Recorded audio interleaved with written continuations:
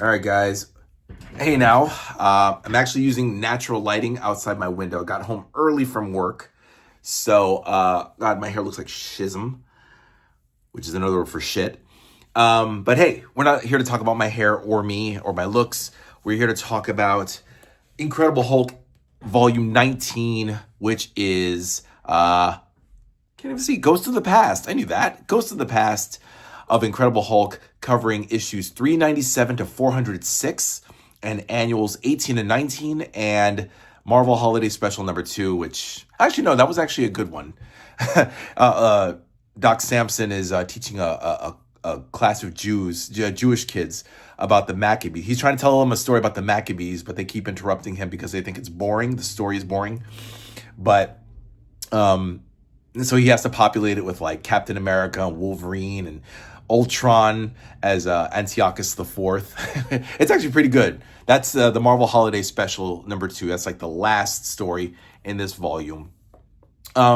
This, by the way, came out 10 years ago in 2015. Has not gotten a reprint at all.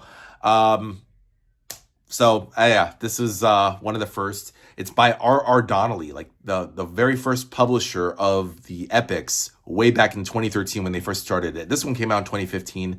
And by the way, this is the first Hulk epic that ever came out, the very first one. And I got to read it. Ghost of the Past, Volume 19, covering 1992 to 1993. Pretty pivotal here for a number of reasons. So first of all, guys, we have the great Peter David still on the book. This dude was on the book for 11 years, from 1987 until 1998. And so this is like the middle period. Love it. I love his work, love his humor, his in this volume in particular, it's normal writing. It's normal, everyday bullshit, but he captures the essence of how people spoke and how people felt. Peter David, easily one of my favorite 90s comic book writers, especially now, like reading X Factor and reading Incredible Hulk. I just love it. And God, it just sucks that we don't have volumes 16, 17, and 18, but maybe we'll get them at some point. But I love Peter David's, his wit, his intelligence, his making everybody human. Like, everybody is so fucking like awesome. I love it. I love Rick now, Betty, now Bruce in here. It's just Hulk now. It's Hulk's body and strength with Bruce's brain and intellect and humor. So there's no more Hulk smasher. There's no more turning into Banner, turning back into Hulk, turning into Banner, back into Hulk.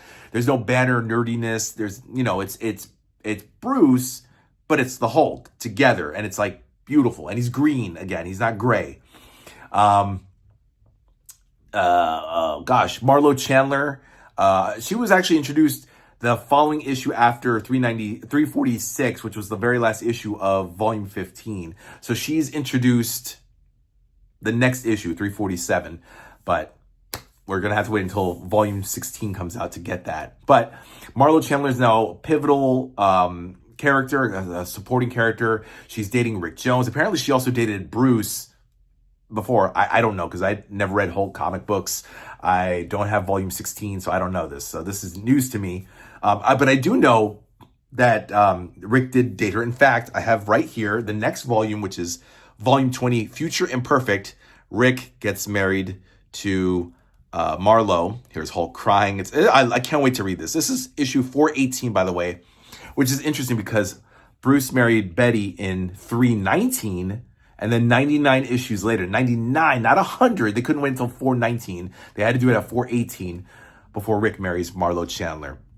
It's really unique because first of all, we start off with the annuals. We get annual 18 of Hulk. Then we get Namor the Submariner Annual 2, Silver Surfer Annual number 5, Doctor Strange Sorcerer Supreme Annual 2. So those 4 annuals are part of the Return of the Defenders 4-part storyline. And I did read the Doctor Strange one. When I read the Doctor Strange volumes, they excised the first 3 The Doctor Strange one is actually part 4. So I only got to read part 4, never parts 1, 2, and 3 until I read this volume of Hulk. I pointed at Future Perfect's down there. Ghost of the Past is up there, right here. This is what I'm talking about. So in this volume, you get to read all 4 annuals, all issues which contain the storyline, and it's just the reunion of, again, Doctor Strange, Silver Surfer, Hulk, and Namor, and they team up together because Namor's body has been dethroned by Shanzar, the strange matter sorcerer, and now the soul of Submariner inhabits Rick Jones. So now Rick's body, which is inhabited by Namor, and the other guys, Surfer, Hulk, and Strange, have to go fight Shanzar. This dude, Lucian Astor, who's a writer of this book called Spells Made Easy, and his book is basically turning people into demons who read passages.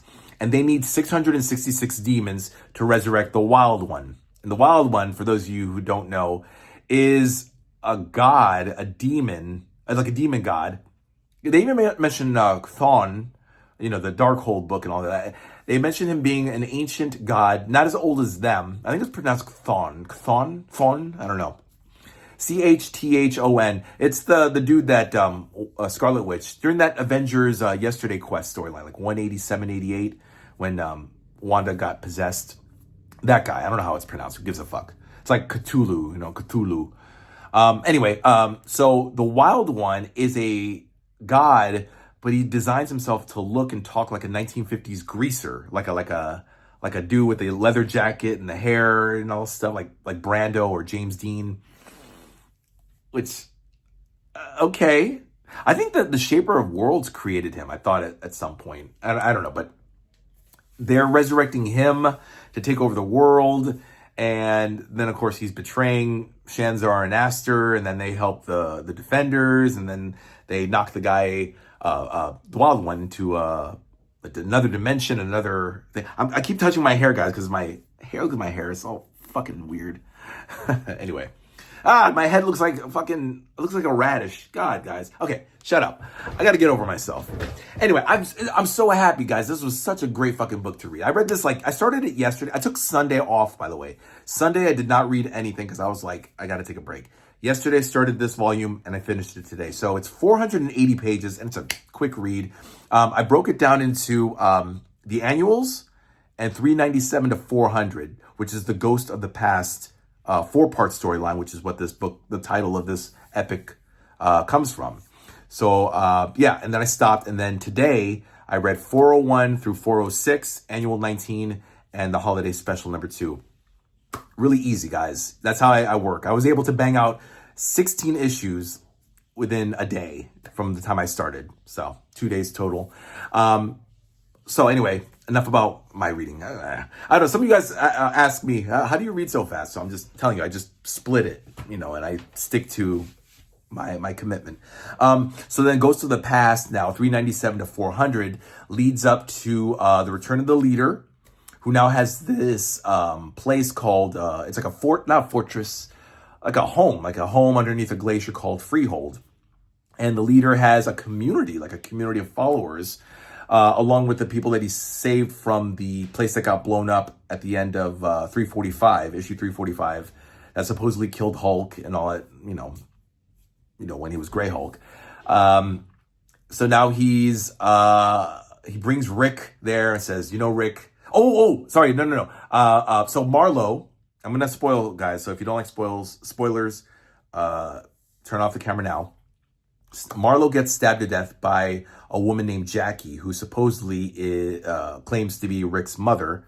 Rick was adopted, but apparently Jackie turns out to have been a mentally ill woman who was a caretaker at the orphanage and was killing guys, systematically killing guys, and she kidnapped Rick. And so Betty and Marlo followed her to her house, and Jackie stabbed Marlo and killed her, Marlo Chandler. So then, and this is the course of the whole storyline, guys. So Rick's going to Doctor Strange. He's going to Reed Richards, Mr. Fantastic. He's going to Hank Pym. He's like, guys, you gotta help me save this woman. She's so hot, by the way. Marlo Chandler is a supermodel. I mean, the way they draw her, it's like really everybody's now gorgeous and beautiful. Rick is handsome. The Hulk is now an attractive dude. Betty's hot. She's a hot blonde. Marlo's a hot redhead. The Pantheon. Now we have the Pantheon as part of the cast. Everybody's hot and gorgeous. You know, it's like a daytime soap opera where everybody's a supermodel. You know, and it's funny because a lot of the storylines here felt like a storyline, like something out of The Young and the Restless or Days of Our Lives. It was like, and I liked it. It was still a comic book where there's powers and there's fighting, but there's also romance, there's drama, there's comedy, and it's all because of Peter David. This is why I'm crowing about this guy, because it was such an easy breezy read. Also, coffee helps too when you drink. I went to my Starbucks and just banged these issues out quickly. So Marlo dies. And so the leader promises to resurrect her. He also reveals that Thunderbolt Ross, this is issue 400 now, the anniversary issue. He reveals that Thunderbolt Ross is still alive too, and he's the Redeemer. However,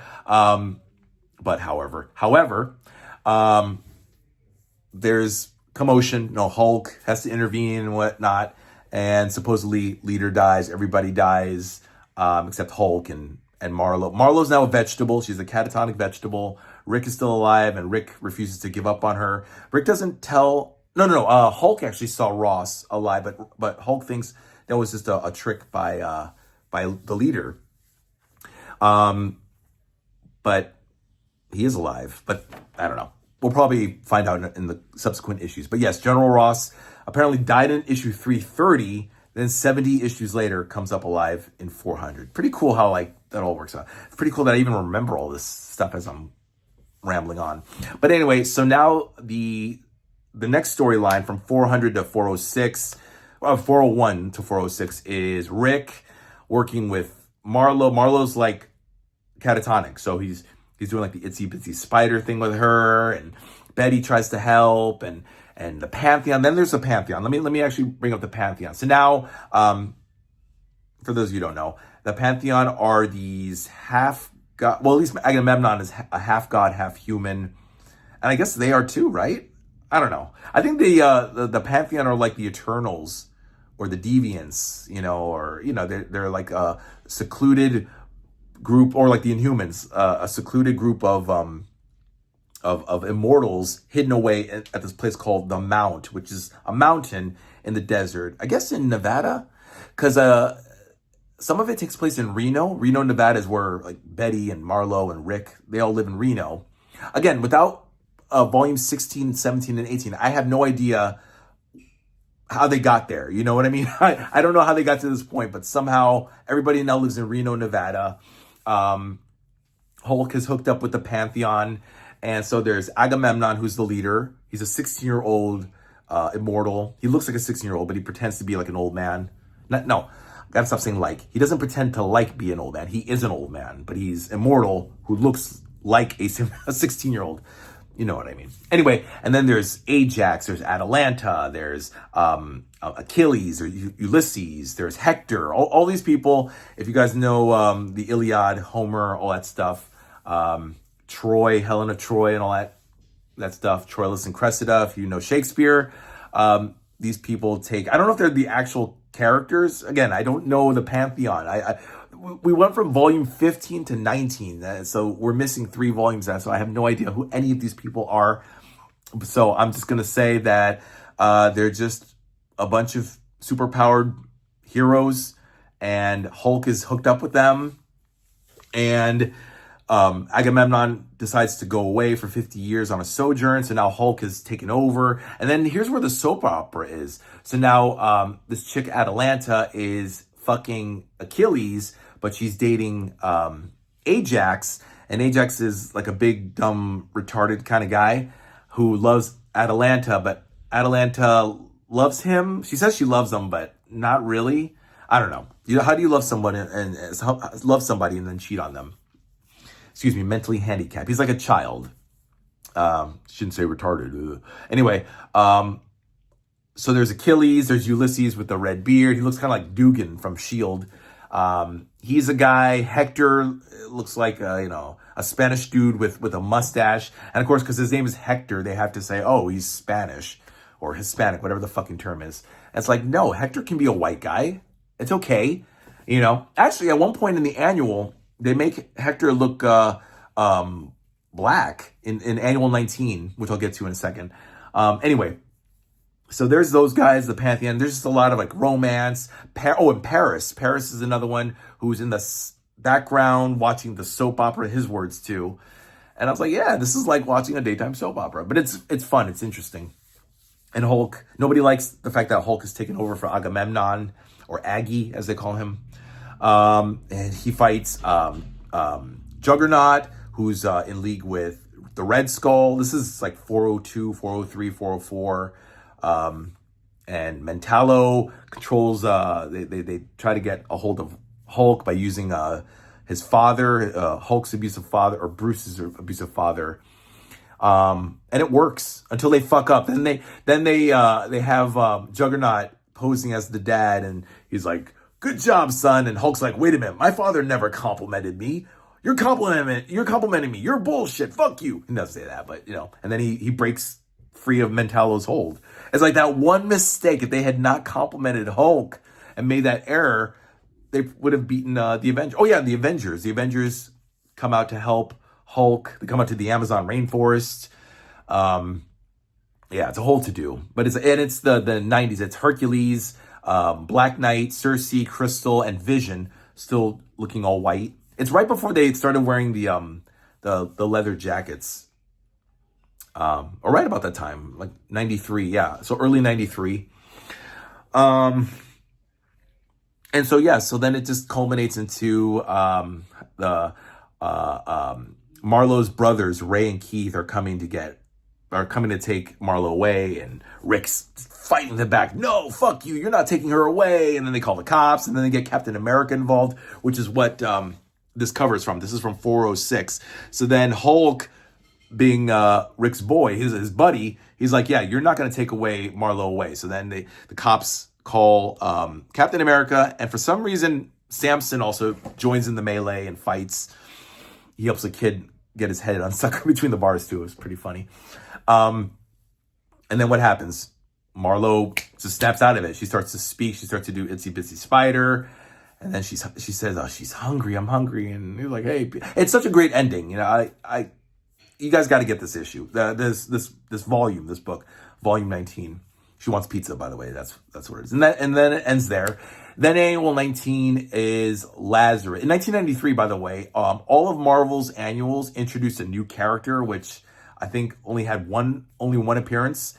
And with the Hulk, this dude named Lazarus shows up, who apparently is he's a technology, he owns a technological company, and he's getting revenge against his wife and his partner, who are also lovers. And I guess they killed him. They bumped him off, it sucks. That pretty much sucks. But he's trying to get revenge. And of course, Hulk is like, well, I have to stop you, because even though you're, I guess, in the right, I'm the hero of this book. So anyway, it's a good story, but no. These 1993 annuals just seem to introduce a character only for them to disappear. It's not really much about anything. Like, the story isn't really concentrated on. And then, like I said, the holiday special just has Samson teaching these Jewish kids about the Maccabees, but he alters the story a little to include superheroes and whatnot. So that's it, guys.